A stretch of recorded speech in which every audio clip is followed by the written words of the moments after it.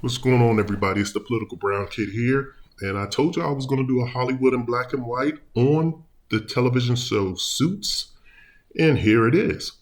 Now, I'm watching it on Netflix, so I don't know who the original publisher of this television series was, but I can say I'm watching it on Netflix. And the other thing that I'm going to say right here, so I'm going to give you this caveat up front, is I've only watched really two and almost three seasons because I'm up to episode like 10 of season three. So I think there's like 13 episodes per season. So I'm just kind of letting you all know that this is going to be a partial review of what just from what I've seen from episodes from seasons one through three. But I can pretty much tell you how this thing is going to go because these Hollywoods in black and white, if you've been paying attention to them, they're repetitive. They're just showing you a pattern of what they're doing in mainstream television. I'm not reviewing for the most part B-rated movies because I can go to TV One. I can definitely go to TV One and show you black on black love. But you cannot show me when you're talking about um, big budget production companies, they always have an agenda to destroy black people. And I've been proving that. And if anybody wants to challenge me, then I dare you to challenge me otherwise. And I'm throwing that challenge out there right now. But let's talk about this show, Suits.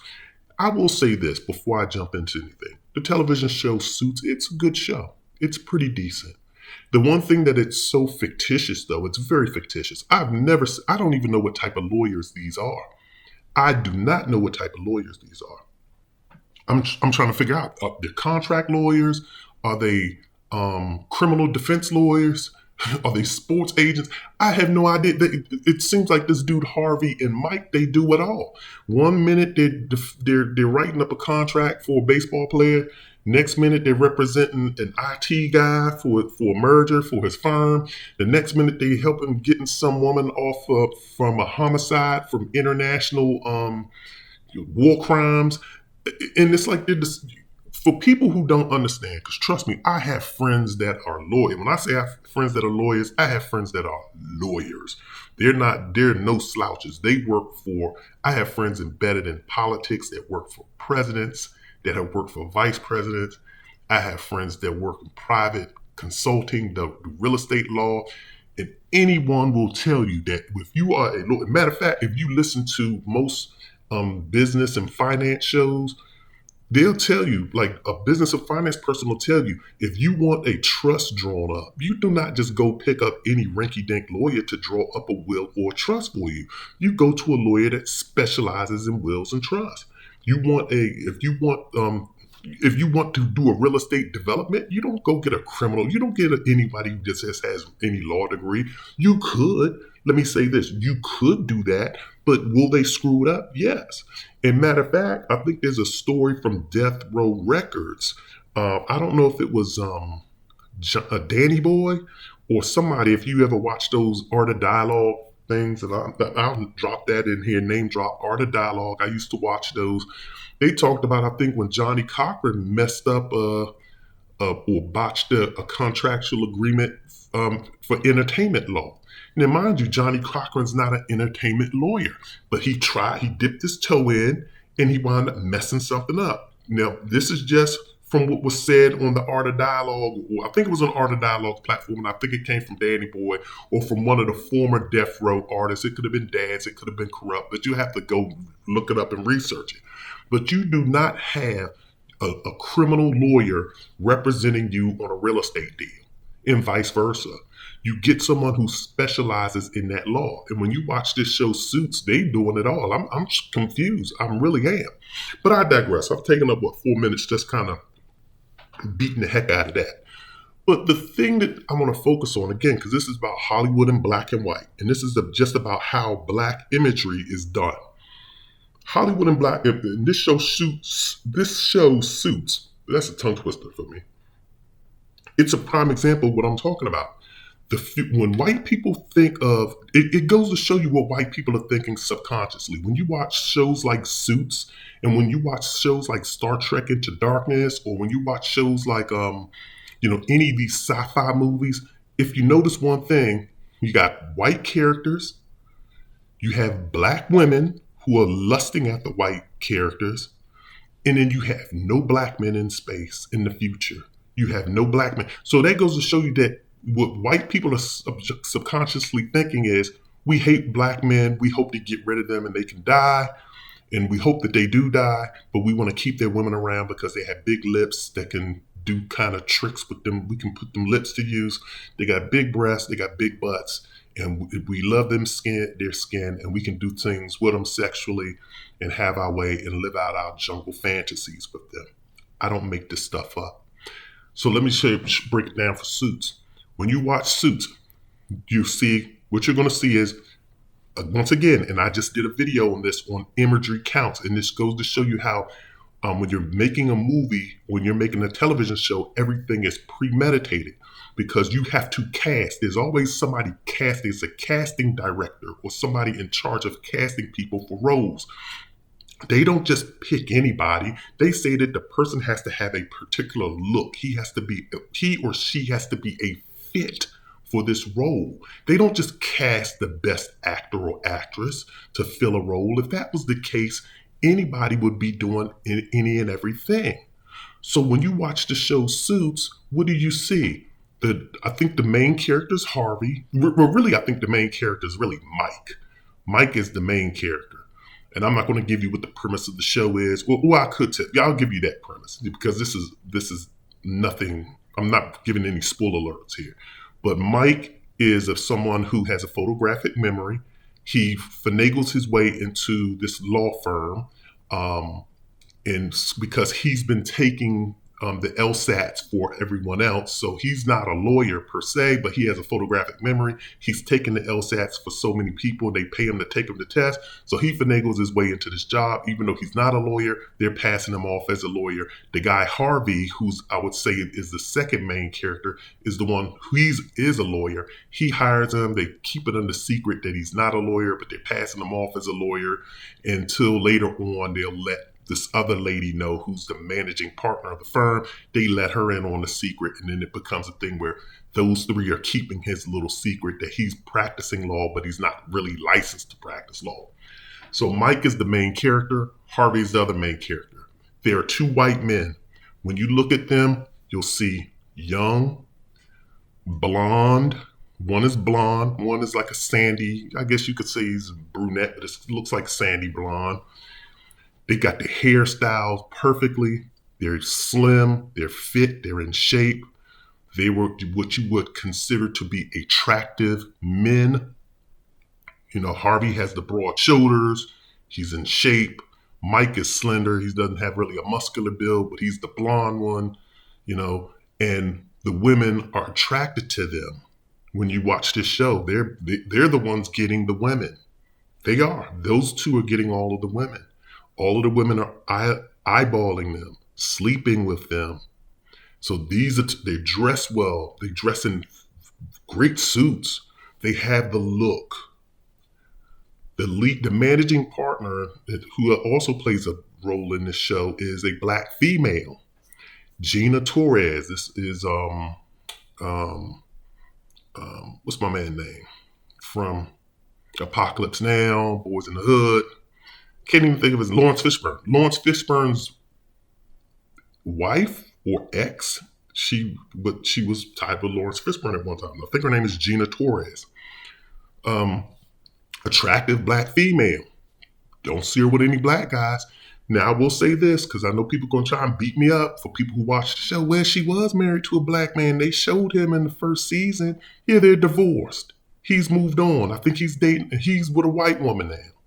So far, she's with nobody. They don't show her with any man, but she spends an awful lot of time with Harvey. All you see her around are white men.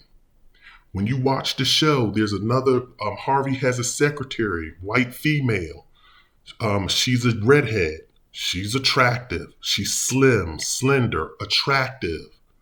Then there's the female Rachel Zane. For the first, 3 seasons, from seasons 1 and 2, it doesn't come out to, I didn't even know who this was until until I started watching this until season 3. I'm watching it for 3 seasons, and I didn't recognize that this was Meghan Markle. I didn't know why Meghan Markle had ever come to fame, why people called her an actress, didn't know what she starred in, but this was her role. And so Meghan Markle plays she plays the paralegal. She's in love with Mike, the white boy with the blue eyes and the blonde hair. She doesn't even come out as being black until season 3. What, do you think this was a permanent tan? Yeah, that's my daddy. And you know who her daddy is? He's another powerful lawyer for another firm. He pops up. Wendell Pierce from The Wire. Most people know him from The Wire. He played Bunk in The Wire. So her father is a heavyset, round, fat black man. And I'm not trying to take shots at him, but this is a fact. I'm not pointing, I'm not going to try, I'm not trying to say this to be mean or harmful, but this is a fact. They hire a heavy-set black man, but I guess his genetics didn't get passed on to his daughter because she's a little slim, slender, Meghan Markle passing herself off as a white girl. I told y'all, these white men, they love to put themselves with light-skinned black women. Light-skinned, skinny black women. So she doesn't come out to being black. She doesn't do anything black in the show, by the way. They don't see her. There's nothing about her that screams black. Nothing at all. She don't listen to any R&B. She don't do anything. She doesn't have any type of black swag at all. None of the black women on the show, actually. They just don't. I mean, Gina Torres kind of carries herself, but you can look at her and tell she's black. But what's her name is just passing herself off as a white girl in this show for the most part. Until season 3.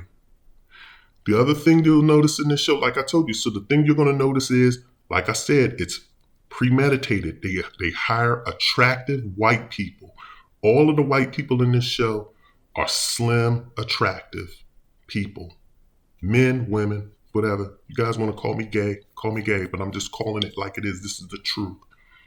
They're just attractive people. Their hairstyles are styled. The men's hairstyles are perfect. You're going to say, well, they're lawyers. They're expensive lawyers. Okay, fine. But look at when you see the black characters in this show.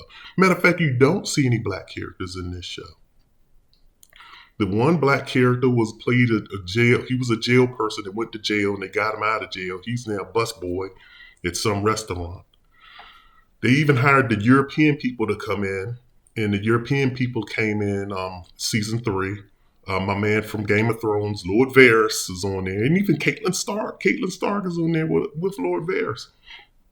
They're playing the European or the British people, and he's probably the only heavy-set white guy on the show, and even he's still smooth, wear his $1,000 suits. But he's the only heavy-set white dude you see on the show. I mean, of course, there's Louis Litt. He's on there. He's a little frumpy, but even he gets action on the show with an attractive white female. But then what's missing? What race have you not heard me say? Or gender? What category have you not heard me say? Black men. There are no black men on this show. You don't see Gina Torres with a black man. Rachel Zane, a.k.a. Meghan Markle, she doesn't have a fling with a black man. When you look around this law firm, it's full of black women. I mean, it's full of white people, and they have black women in. When you look, Louis Litt, he's another character on the show. He is in charge of the associates, which means the young attorneys that are on the show. So he's in charge of the young pups that they're trying to rear up into the firm. And during one scene in season 3, he's giving all of them a speech. And when you look in that room, you see 1 or 2 black girls. They don't put black men in these shows. So people, when you watch these shows and see that, like I told y'all, TV, it feeds your mind.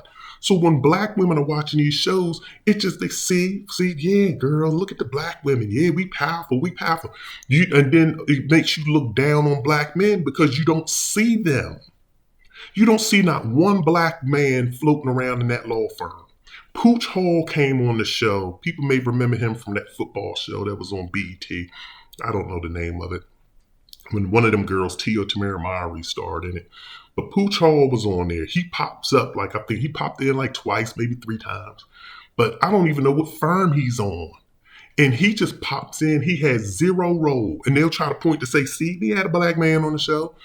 What black woman is he banging on this show? What black thing, like, when do you ever see any blacks even mingle or interact on this show? They had one scene where I think this other British guy who Harvey's lawyer was banging, his lawyer was banging one British guy. So they went out to lunch one time. You see in the background, black girls sitting with a white guy in the restaurant. Once again, these are just extras. So you wouldn't think that the person who are hiring the extras would say, okay, let's put this black couple here. No, they said, let's put the black woman with the white boy right here. And we can see them in the background. This show the only time you see another black man is one time Gina Torres is getting into a car and Harvey's coming down to talk to her as she's getting into her, I don't think it's an Uber or whatever, but they're like nice Lexus cars that come and pick these people up and ride them around New York.